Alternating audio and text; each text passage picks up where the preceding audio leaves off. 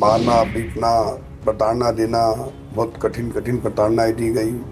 इतनी बड़ी घटनाओं को लेते हुए हमारे घर परिवार में समाज में सब दहशत में थे। पूरा समाज कोई मिलना नहीं चाहता था। नहीं मालूम था जब सामने है तो वो देखी कि अरे तो प्रज्ञा दीदी है। खड़े भी नहीं हो पा रही थी, उसको भी खूब मारा पीटा। फिर का पर्दाफाश हुआ। इन कांग्रेसों के मुंह पे करारा तमाचा है।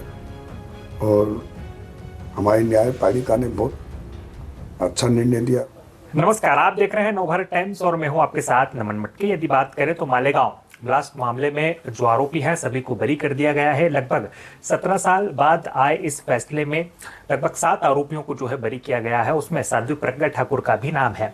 इन्हीं आरोपियों में जो पहले बरी हो चुके हैं लगभग 4 साल पहले, श्याम साहू, वो हमारे साथ हैं। उनसे सीधे बातचीत करते हैं और उनसे जानते हैं कि किस तरह का यह पूरा मामला रहा और कैसे ये 17 साल जो है वो पूरे बीते हैं। श्याम जी, बहुत स्वागत है आपका। सबसे पहला सवाल ही मेरा आपसे यही है कि 17 साल लगभग हो गया, लंबा वक्त हो गया, कैसे ये पूरे 17 साल बीते और क्या उस वक्त का पूरा घटनाक्रम रहा था? भाई उस वक्त का जो घटनाक्रम प्रारंभ हुआ, प्रारंभ में मेरे हमारी जो गिरफ्तारी हुई वो बड़ी खतरनाक रूप से भयानक तरीके से गिरफ्तार करके लेके गए। इंदौर से किडनैप करके लेके गए थे। मेरे अलावा 4 और लोगों को किडनैप कर लिया। किडनैप करने के बाद वहाँ लेके चले गए। वहाँ जाने के बाद उनने हमें मारना पीटना प्रताड़ना देना, बहुत कठिन कठिन प्रताड़नाएं दी गई, जो मैं बयां करने में कई बार सिहरन उड़ जाती है। ये हुआ। और पता लगता है कि मालेगांव ब्लास्ट जैसे केस के अंदर आतंकवादी वाला केस हम पे थोपा जा रहा है। और थोपने के लिए सिर्फ उनकी मारा पीटी होती थी। और कहते थे कि हमने जब कई बार बोला कि हम इस केस से कुछ भी नहीं जानते कि इसके बारे में मालूम नहीं, तब भी कहते कि आप तो हम जो कह रहे हैं उस पर आप साइन कर दो, मेमो पे साइन कर दो, कुछ हिंदू आइकानों का नाम ले दो, बड़े नाम ले दो, आपके साइन कर दो। मारना पीटना कूटना सब हुआ। बहुत खतरनाक था। अब इन सब घटनाओं को देखते हुए बड़ा ऐसा लगता था कि ये क्या हो गया है, कैसे हो गया है, हमने ऐसा क्या गुनाह कर दिया है। तो जितने भी वहाँ पर अधिकारी थे, वो हमारे एटीएस के चीफ हेमंत करकरे, उनका कहना था कि आपकी जो इतने हिंदू संगठन के लोग हैं, तुम तो जानते हो, तुम हिंदू समाज का संघ का काम करते हो, तुमको सबका मालूम है, तो आपको जो समझ में आए उनका नाम लिखो और खत्म कर दो। राम जी का नाम लिख दो, प्रज्ञा जी का बोलो, अन्य और भी लोग ऐसे जो बहुत आज की तारीख में राष्ट्रीय स्तर पे उनके नाम लेने का बोला कि इनका किसी का भी दे दो। पर साहब जब हमने तो देखा नहीं करा नहीं तो हम क्यों नाम ले? हमने हमारे पिटवाना मार खा लिया, प्रताड़ना झेल ली, पर हमने नाम किसी का लिया नहीं। अब अनऑफिशियली हमें गिरफ्तार करके रखा गया, मारा पीटा गया। उसी बीच में जब इतनी बड़ी घटनाओं को लेते हुए हमारे घर परिवार में समाज में सब दहशत में थे। पूरा समाज कोई मिलना नहीं चाहता था। लोग व्यक्ति मेरे परिवार में, मेरी पत्नी अकेली थी, 3 छोटे बच्चे थे, सब विचलित हो गए। सब ने समाज में घर से आना जाना का कटाव कर लिया, क्योंकि एक आतंकवादी के परिवार से कौन मिलना चाहेगा। एक आतंकवादी परिवार और एक छोटे से कोई अपराधी होता, उस अपराध वाले से ही आदमी घबराता, उससे संबंध रखने से। तो वैसे हमारा साथ भी था। राजनीतिक लोगों क्या, संगठन के लोग क्या, सबने पल्ला झाड़ लिया था। उसी बीच में हमारे माननीय कैलाश जी विजयवर्गीय, जिनका मैं जिंदगी भर एहसान नहीं भरूंगा, वो मेरे लिए वरदान के रूप में, भगवान के रूप में मेरे घर पहुंचे, मेरे दोनों बच्चों को गोद में बिठाया और उनने बहुत अच्छे मेरे लिए शब्द कहे कि श्याम साहू ऐसा गलत नहीं हो सकता है। श्याम साहू हमारा कार्यकर्ता रहा है, उसने उस तरह मेरे साथ कुछ काम करा है। और ये जो महाराष्ट्र एटीएस जो लेके गई है, गलत फहमी में लेके गई है। यदि उसने कोई गुनाह करा हो तो कानून सजा देगा, पर उसने बहुत अच्छा करा। तो ये इतने भावनात्मक रूप से ये करने से मेरे परिवार के अंदर, उसके बाद कुछ लोग परिवार से जुड़े, कुछ लोग आने लगे, फिर अन्य लोग, दल, अन्य राजनीतिक व्यक्ति भी मेरे घर परिवार पहुँचे। पर और उसी बीच में मैं तो महाराष्ट्र में एटीएस के कब्जे में था, मुंबई में एटीएस के कब्जे में था। ये घटनाक्रम को देखते हुए मुझे जो एटीएस चीफ हेमंत करकरे मुझे बुलाते हैं अपने कक्ष में और बोलते ये आदमी तेरे पक्ष में बहुत बोल रहा है, इसको चुप करा। और ये कौन है, गुंडा दिख रहा है। तो उनका इतना कहना हुआ और मेरे को थोड़ा पीड़ा हुई शब्दों को लेकर कि हमारे सम्मानीय व्यक्ति को गुंडा बोल रहे हैं। और मैं देख रहा हूँ कि मेरे दोनों बच्चों को गोद में बिठा रखे और वो लाइव चल रहे थे टीवी पर, वो दिखाते हुए मुझे बोल रहा है हेमंत कर। मैंने उनको बोला सर आप पढ़े लिखे हो, समझदार हो, आप थोड़ा शब्दों को भी तो सही बोल सकते हो। ये गुंडा दिख रहा है क्या आपको? नीचे क्लियर कट लिखा आ रहा है कि ये PWD मिनिस्टर है। तो साहब हमारे प्रदेश के PWD मिनिस्टर है, वो सम्मानीय है और सबसे सेंसिटिव हमारे नेता हैं। तो आपको ऐसे शब्दों का प्रयोग नहीं करना चाहिए। तो इतना बोलने पर मुझे मेरी खूब अच्छी खासी पिटाई हुई। उनके आसपास खड़ा करने वाले ये बोल के पीटने लग गए कि तुम मुजोरी करता है, साहब कुछ भी बोल सकते हैं।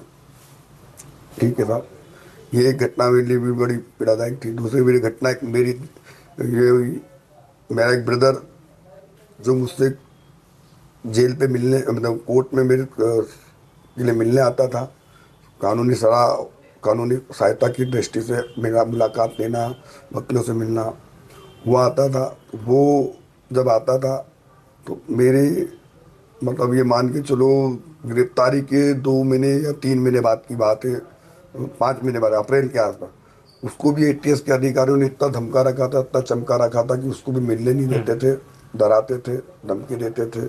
जैसे हमको धमकी देते थे कि तेरे परिवार के सब लोगों को दूसरे NDF के केस में फंसा देंगे, फलाने केसों में फंसा देंगे, तुम हमारे को ये हम जो बोल रहे वो नहीं करोगे। तो उसी तरह से उनको भी डराते धमकाया होगा। वो बेचारे बहुत शरीफ और सज्जन तो थे ही।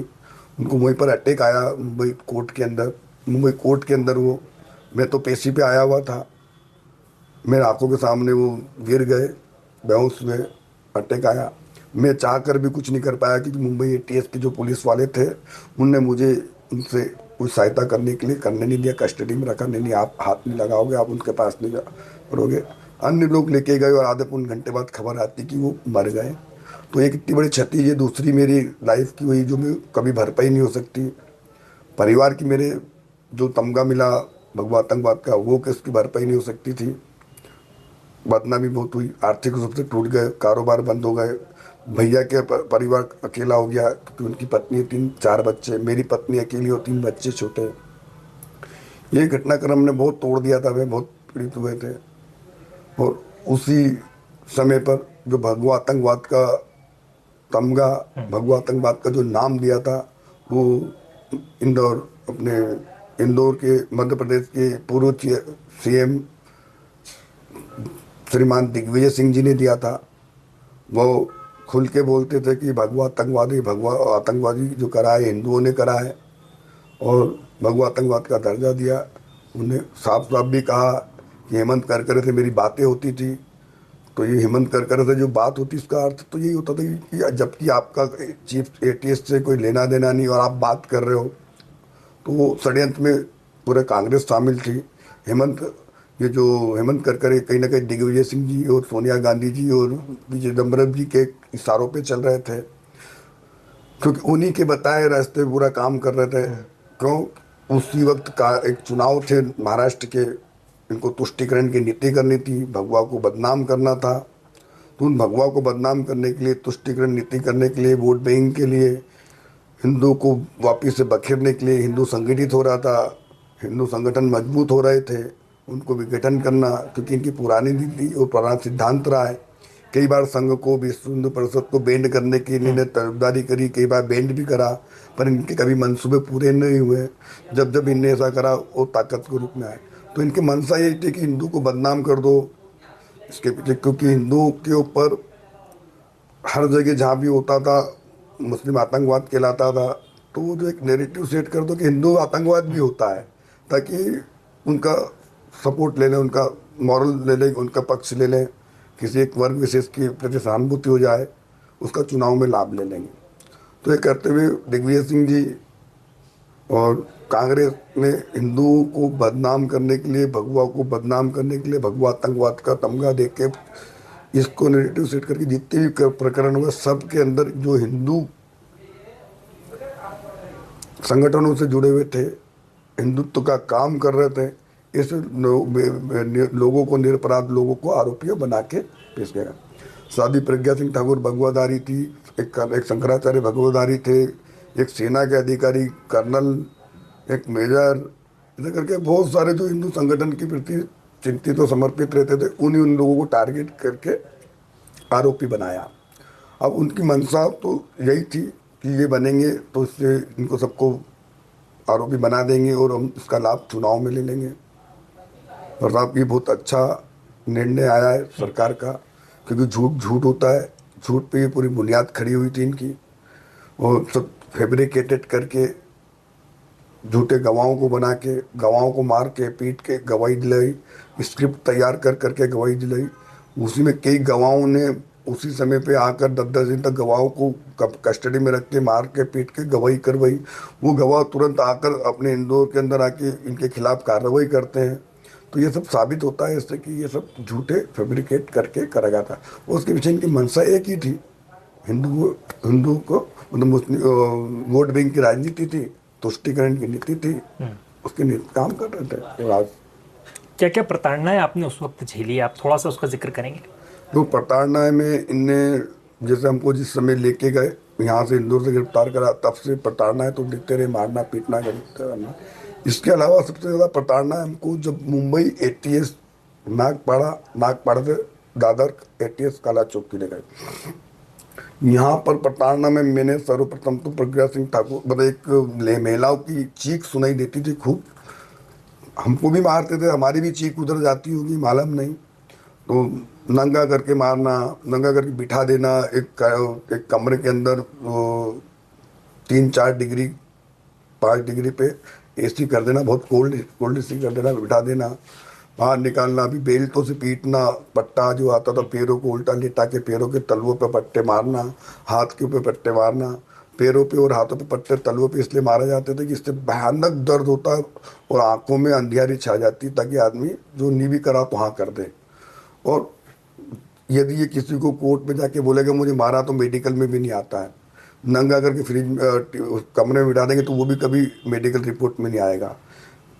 जांघों पे लठ रख के 2 आदमी को खड़ा करके रोलन कर देंगे, उस पर भी जांघें फट जाती है, पर आता नहीं मेडिकल में।